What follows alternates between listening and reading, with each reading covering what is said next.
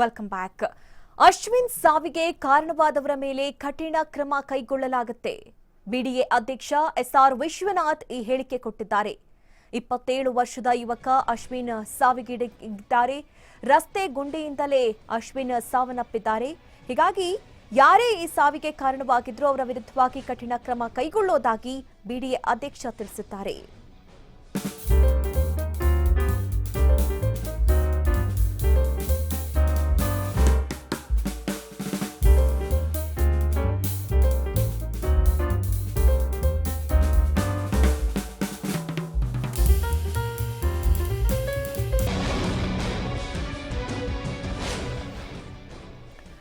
ಅಶ್ವಿನ್ ಸಾವಿಗೆ ಕಾರಣವಾದವರ ಮೇಲೆ ಕಠಿಣ ಕ್ರಮ ಕೈಗೊಳ್ಳಲಾಗುತ್ತೆ ಅಂತ ಬಿಡಿಎ ಅಧ್ಯಕ್ಷ ಎಸ್ಆರ್ ವಿಶ್ವನಾಥ್ ಹೇಳಿಕೆ ಕೊಟ್ಟಿದ್ದಾರೆ. 27 ವರ್ಷದ ಯುವಕ ಅಶ್ವಿನ್ ಸಾವಿಗೀಡಾಗಿದ್ದಾರೆ. ಮ್ಯಾನ್ಹೋಲ್ನಿಂದಾಗಿ ಭೀಕರ ಅಪಘಾತವಾಗಿದೆ. ಅಶ್ವಿನ್ ಸಾವಿಗೀಡಾಗಿದ್ದು ದುಃಖಕರ ವಿಷಯ. ಪರಿಹಾರದ ಬಗ್ಗೆ ಕಮಿಷನರ್ ಗೌರವ್ ಗುಪ್ತಾ ಬಳಿ ಮಾತನಾಡಿದ್ದೇನೆ. ಸಿಎಂ ಗಮನಕ್ಕೆ ತಂದು ಪರಿಹಾರ ಘೋಷಣೆ ಮಾಡ್ತೇವೆ ಅಂತ ಬೆಂಗಳೂರಿನಲ್ಲಿ ಪ್ರತಿಕ್ರಿಯೆ ನೀಡಿದ್ದಾರೆ ಎಸ್ಆರ್ ವಿಶ್ವನಾಥ್.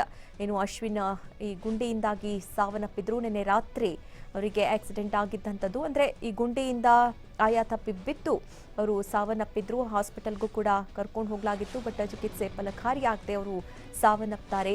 ನಂತರ ಈ ಗುಂಡಿ ಸಾಕಷ್ಟು ಕಡೆಗಳಲ್ಲಿ ಈ ರಸ್ತೆ ಗುಂಡಿಗಳು ಈ ರೀತಿಯ ಸಾವು ನೋವಿಗೆ ಕಾರಣವಾಗ್ತಾ ಇರುವಂಥದ್ದು. ಹೀಗಾಗಿಯೇ ಎಸ್ಆರ್ ವಿಶ್ವನಾಥ್ ಅವರು ಕೂಡ ಈ ಬಗ್ಗೆ ಯಾರೇ ಈ ರೀತಿ ಅಂದರೆ ಗುಂಡಿಗಳನ್ನಾಗದು ಹಾಗೆ ಬಿಟ್ಟು ಹೋಗಿದ್ದಾರೆ ಅಂತವರ ವಿರುದ್ಧವಾಗಿ ಕ್ರಮ ಕೈಗೊಳ್ಳುವುದಾಗಿ ಹೇಳಿದ್ದಾರೆ.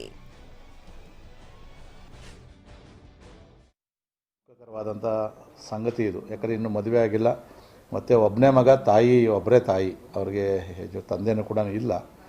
ಅವರು 2 ತಿಂಗಳಿಂದ ತಿಂಡ್ಲುಯಿಂದ ಬಂದು ಅಲ್ಲಿ ನಮ್ಮ ವಡೇರಹಳ್ಳಿ ಗ್ರಾಮ ಪಂಚಾಯತಿ ಶಿಫ್ಟ್ ಆಗಿರ್ತಕ್ಕಂಥದ್ದು. ಇದಕ್ಕೆ ಯಾರೇ ನಿರ್ಲಕ್ಷ್ಯ ವಹಿಸಿರಲಿ ಅಧಿಕಾರಿಗಳು, ಅದನ್ನು ಈಗಾಗಲೇ ನಾನು ಹಿರಿಯ ಅಧಿಕಾರಿಗಳ ಗಮನಕ್ಕೂ ತಂದಿದ್ದೀನಿ. ನಮ್ಮ ಜಾಯಿಂಟ್ ಕಮಿಷನರ್ ಕೂಡ ಹೇಳಿದ್ದೀನಿ, ತನಿಖೆ ಮಾಡಬೇಕದು. ಕಾರಣ ಯಾರು, ಏನು ಕಾಯ್ತು ಇದ್ರದ್ದು ಅಂತೇಳಿ ಪೊಲೀಸ್ ಇಲಾಖೆ ಜೊತೆಯಲ್ಲೂ ಕೂಡ ಮಾತುಕತೆ ಮಾಡಿದ್ದೀನಿ. ಪರಿಹಾರದ ಬಗ್ಗೆ ಈಗಾಗಲೇ ನಾನು ಗೌರವ ಗುಪ್ತಾ ಹತ್ರ ಆಯುಕ್ತರ ಜೊತೆಯಲ್ಲಿ ಮಾತಾಡಿದ್ದೀನಿ. ಈಗ ನಾನು ಅಸೆಂಬ್ಲಿಗೆ ಹೋಗಿ ಮುಖ್ಯಮಂತ್ರಿಗಳು ಕೂಡ ಗಮನಕ್ಕೆ ತಗೊಂಬಂದು ಪರಿಹಾರ ಏನು ಕೊಡ್ಬೋದು ಅನ್ನೋದ್ರ ಬಗ್ಗೆ ಕೂಡ ನಾನು ಮುಖ್ಯಮಂತ್ರಿಗಳ ಒಂದು ಆದೇಶದ ಮೇರೆಗೆ ಅದನ್ನು ಅನೌನ್ಸ್ ಮಾಡ್ತೀನಿ. ಅದು ಈಗಾಗಲೇ ನಾನು ಮಾತುಕತೆ ಮಾಡಿದ್ದೀನಿ. ಈಗ ತಕ್ಷಣ ಅದನ್ನು ಗುಂಡಿಯನ್ನು ರಿಪೇರಿ ಮಾಡುವಂಥ ಕೆಲಸ ಮಾಡಿದ್ದಾರೆ.